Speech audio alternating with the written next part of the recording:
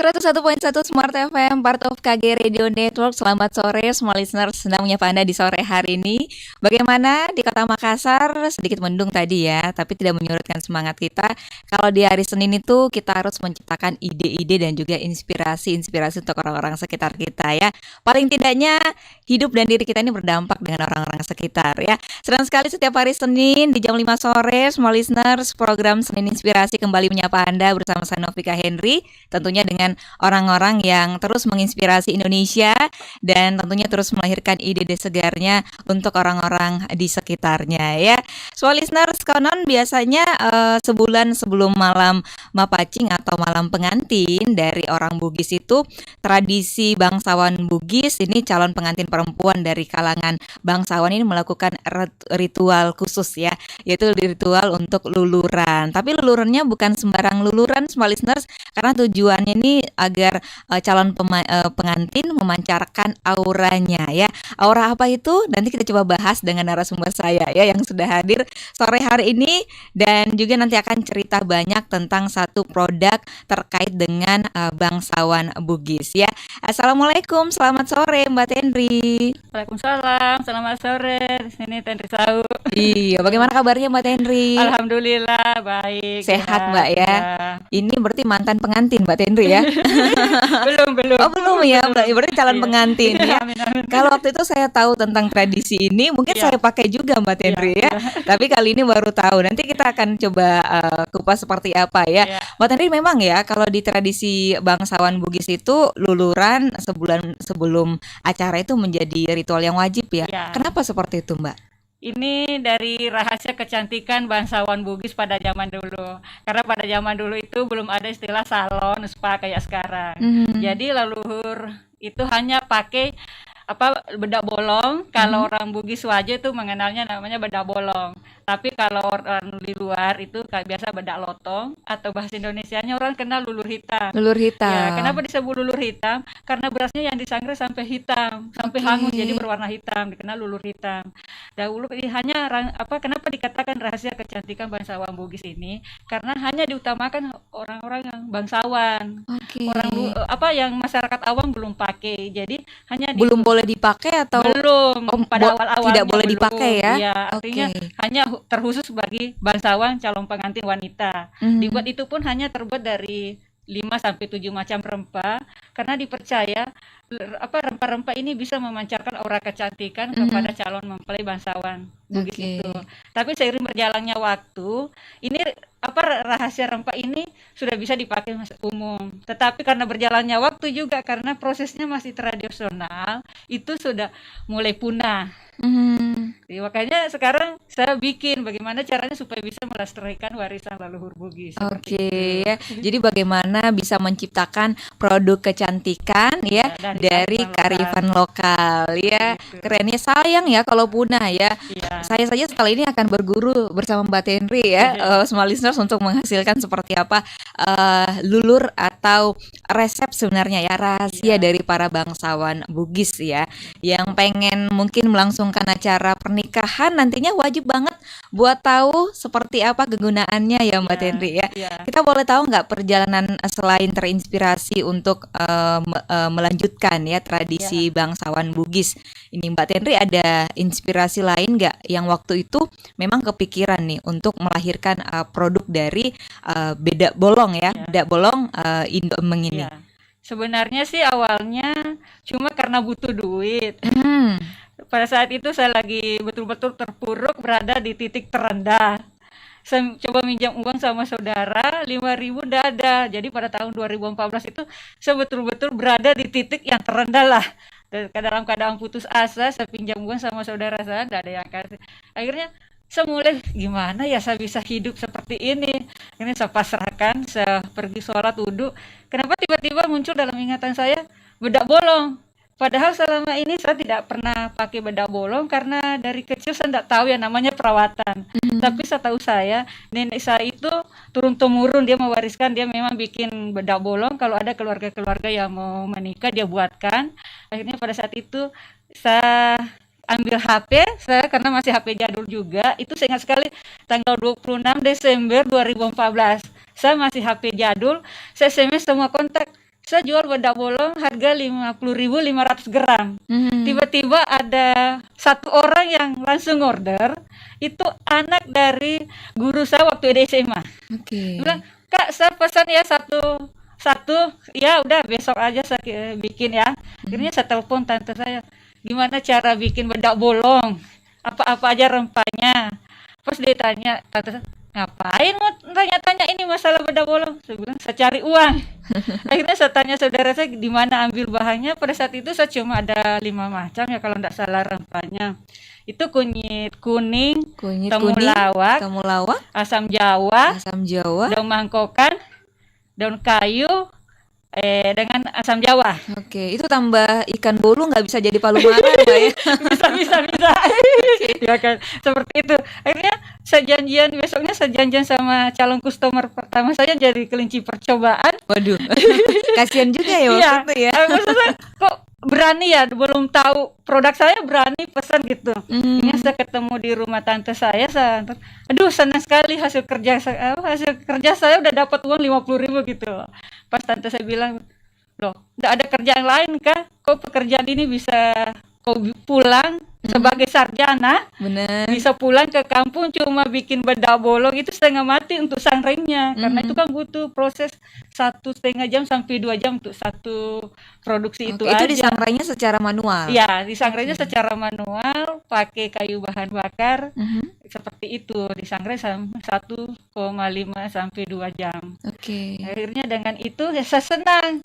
Besoknya kembali lagi saya SMS, ada lagi adik kelas saya waktu di SMA, seorang dokter pesan, saya tidak tahu apakah dia pesan karena iba atau bagaimana. Akhirnya saya bikin lagi, itu hanya berlangsung selama lebih kurang 2 bulan. Terakhir saya mulai tanggal 26 Desember 2014 sampai tanggal 2 Februari 2015. Tapi saat itu saya cuma posting di FB, jual bedak bolong harga 50.500 gram.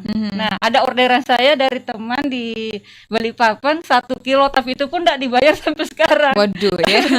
Ada ceritanya juga ya, masih ada yang ngutang gitu ya. Ya, akhirnya saya berhenti. Dikira, loh, saya tidak bisa hidup dari ini. Soalnya kan maksudnya utang saya di bank itu harus bayar angsuran 5 juta per bulan. Ya udah, saya ke Makassar lagi. Itu kan saya harus aktif cari duit gimana, karena untuk membayar ini. Nah, pekerjaan saya selama ini tidak ada kecuali aktif di MLM saja. Akhirnya saya tidak kerja lagi sampai bapak saya divonis harus operasi prostat, masuk rumah sakit pas hari kelahiran saya tanggal 28 April 2016. Itu 4 bulan sebelum bapak saya berangkat haji. Jadi mau tidak mau sebagai anak yang satu-satunya tinggal sama orang tua, saya harus pulang merawat beliau. Nah, pas berangkat ke Tanah Suci, tiba-tiba customer lama saya ini ada SMS lagi, "Masih produksi enggak bedak bolong? Saya mau pesan." Langsung, "Oh iya, ini teman alumni." "Ya, saya masih produksi," padahal tidak. Optimis gitu ya. Ya, karena saya butuh uang gitu loh. Akhirnya the power of kepepet ya. Ya, semuanya jadilah.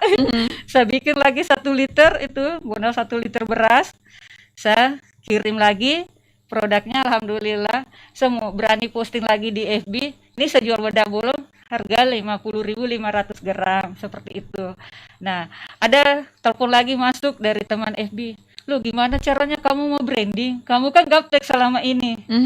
Kamu ajarin saja saya, nanti saya brandingkan sendiri, kamu di belakang layar."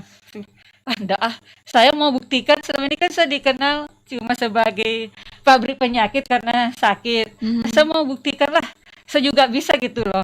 Akhirnya saya tanya sama ponakan saya, "Gimana sih cara branding produk itu?" Bilang ponakan saya, "Ya namanya branding itu hanya dibaca 2 detik, paling lama 5 detik, orang sudah ngerti, oh ini punyanya ini punyanya ini." Ya udah, daripada saya kasih orang, mending saya branding sendiri.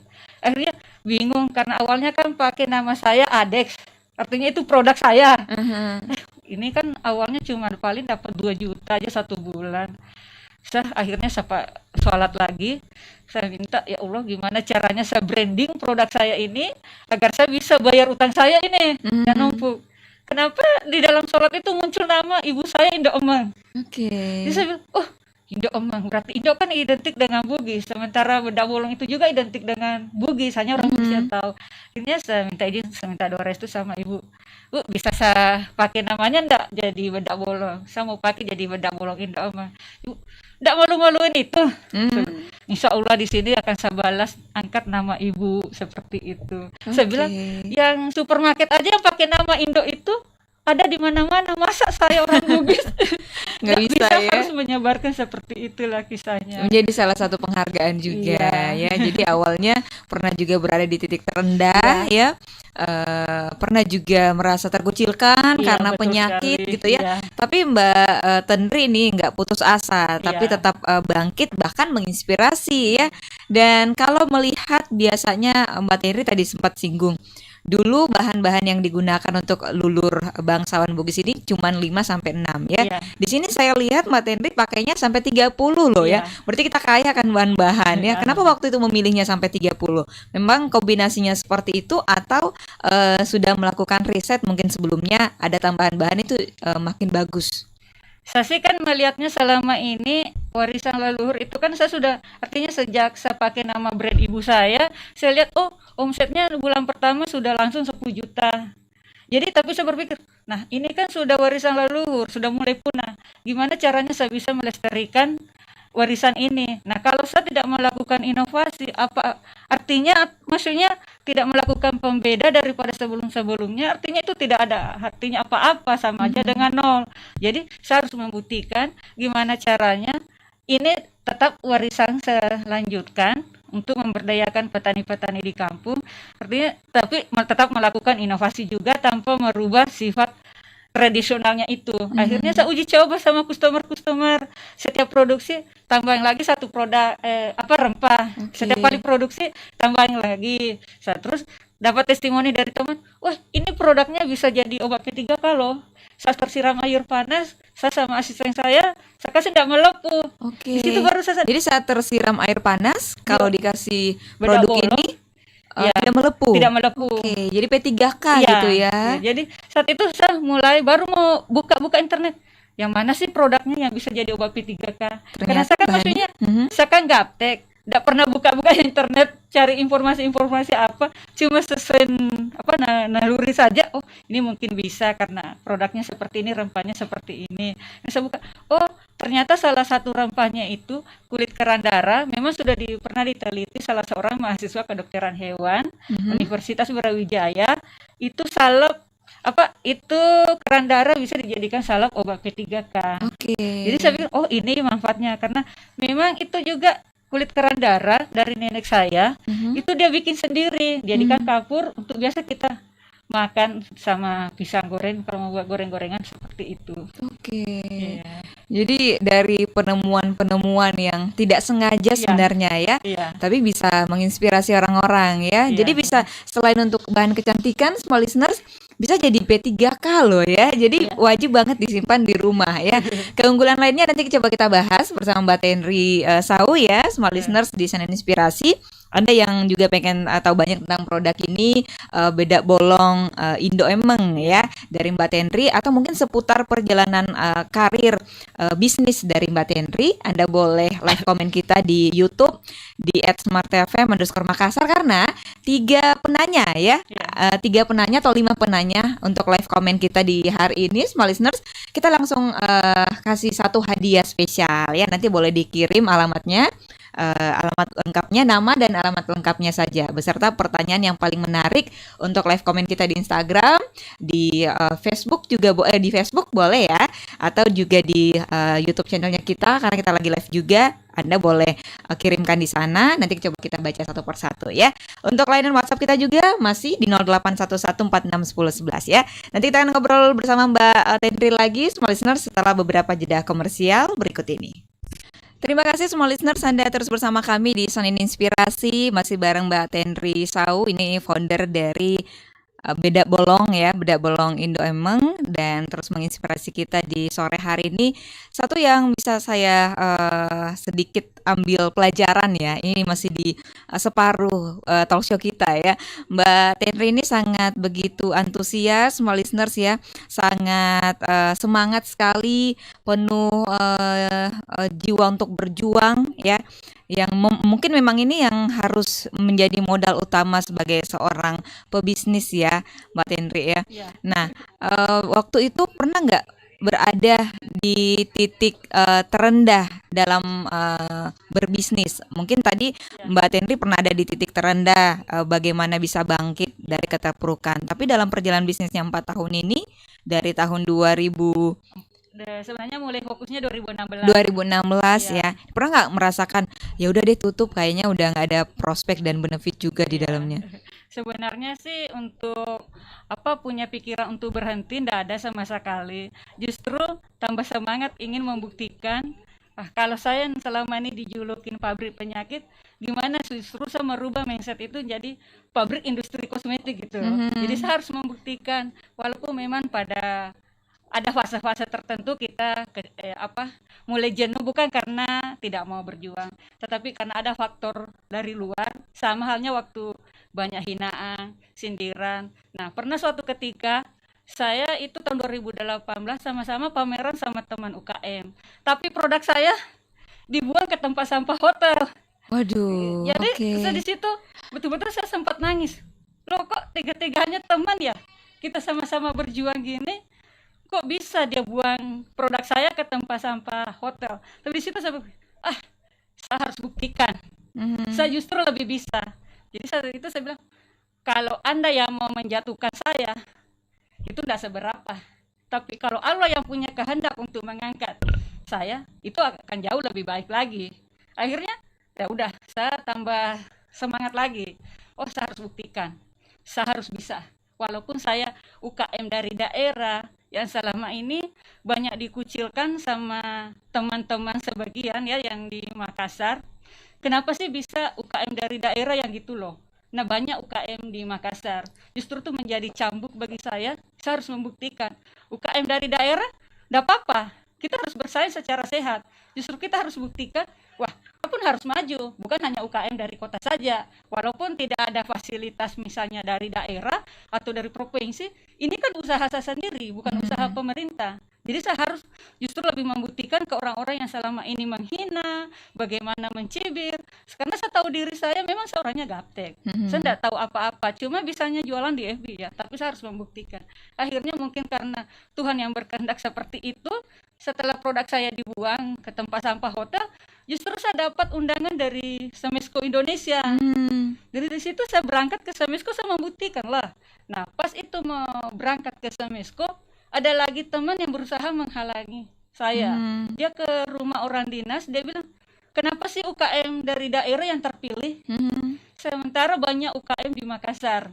Nah, kenapa yang penjual kosmetik, kenapa produk kosmetik ownernya jelek yang terpilih? Mhm. Sementara banyak UKM yang cantik-cantik, kenapa bukan itu?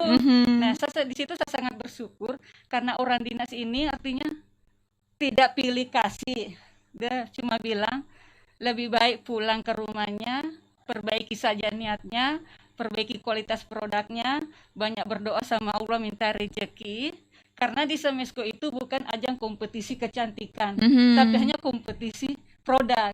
Oke. Ya, alhamdulillah seperti itulah perjalanannya. Justru semakin sebanyak hinaan, caci makian, justru saya lebih kuat bekerja lagi, lebih giat seperti itu. Lagi makin semangat Iya, begitu ya. iya. Mbak Tendri, ini produknya sudah sampai melalang buana lah ya di Alhamdulillah, iya, kancah dunia. iya. Sudah ada beberapa negara nih tempat pemasarannya.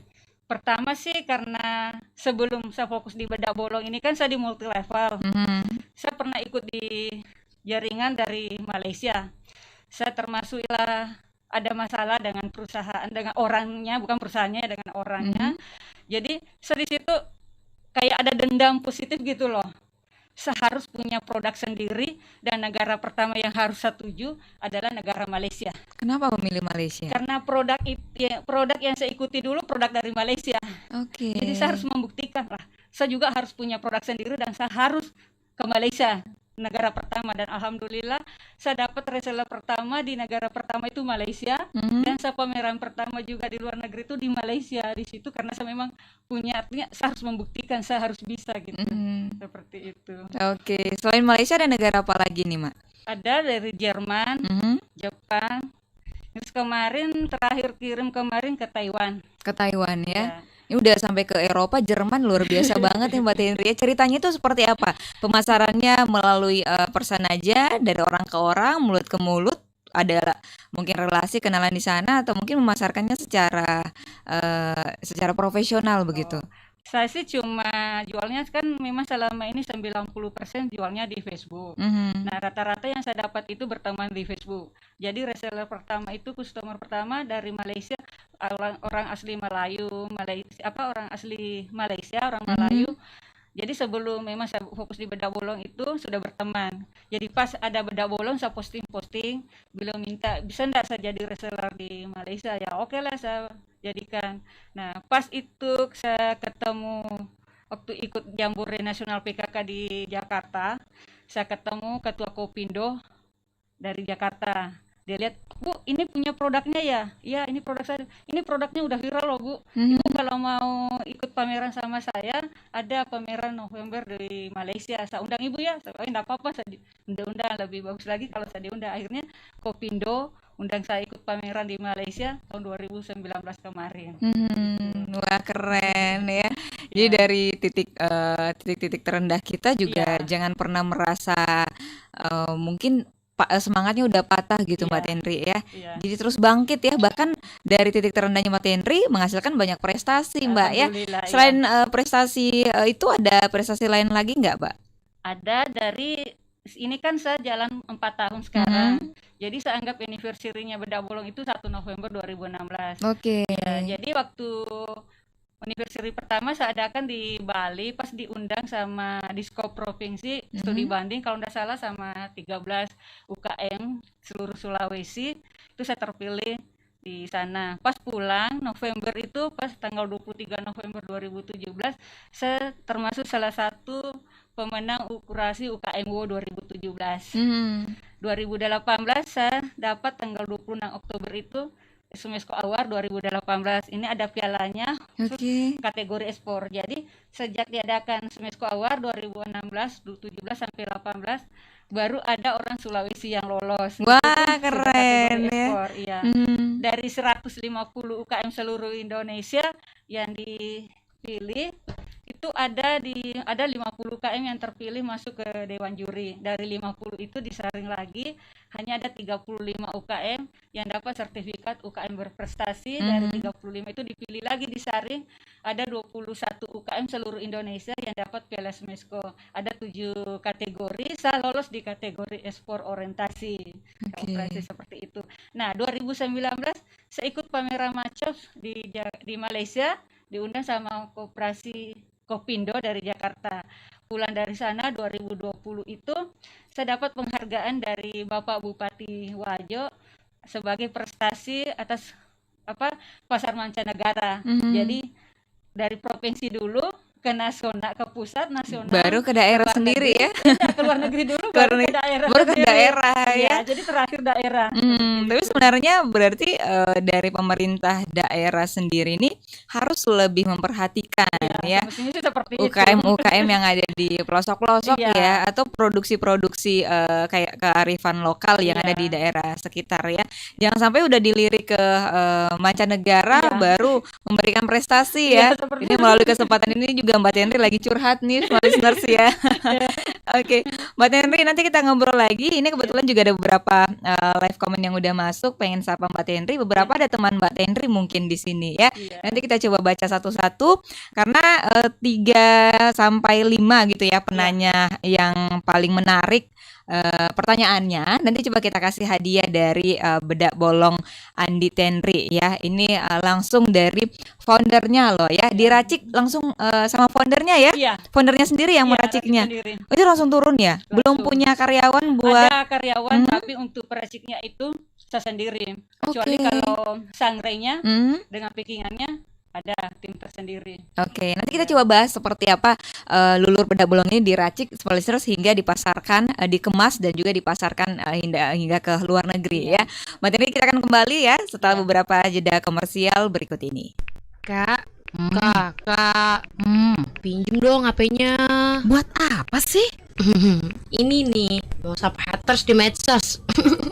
HP-ku rusak, habis jatuh. Kayaknya casingnya bajakan deh. Idih, kamu kayak artis aja pakai hater segala. Segera ganti dong. Sudah tahu belum? Apaan, Kak? Toko Bintang Makassar, pusatnya aksesoris. Lagi ada promo seru. Beli satu case, dapat satu case, gelas satu kaca. Harganya mulai 7 ribuan aja. Keren kan? Dan masih banyak promo aksesoris lainnya. Kunjungi Toko Bintang, pusatnya aksesoris di Jalan Perintis Kemerdekaan, Jalan Pengayoman, Jalan Veteran, Karling, Karipusi, dan Batangas Semaros. Kakek Bisa menjadi emosi ya Small Listeners. Tapi no worries Mam, MNC Play punya internet stabil